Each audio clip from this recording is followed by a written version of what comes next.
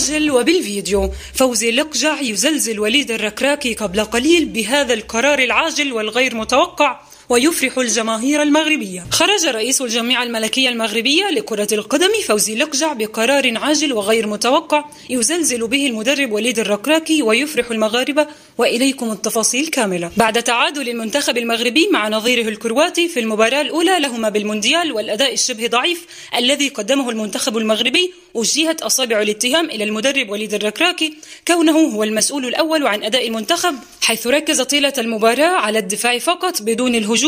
هذا ما جعل المباراة تنتهي بتعادل سلبي، فيما قال البعض أن الركراكي خائف من تكرار سيناريو مونديال 2018 في مباراة المغرب الأولى ضد إيران، حيث خسر المغرب في أول مبارياته بالمونديال. وخرج رئيس الجامعة المغربية لكرة القدم فوزي لقجع قبل قليل بقرار عاجل يزلزل به وليد الركراكي ويفرح المغاربة، حيث حسب ما نقلت بعض المصادر الإعلامية فإن لقجع وجه أمرا عاجل للركراكي بخصوص تغيير طريقته التي تعتمد على الدفاع أكثر من الهجوم، التي لن تمكن المنتخب من تسجيل الأهداف، خصوصا أن المغرب يحتاج للفوز في المباريات المقبلة لضمان التأهل للدور الثاني، وهذا ما أفرح الجماهير المغربية وكل المغاربة.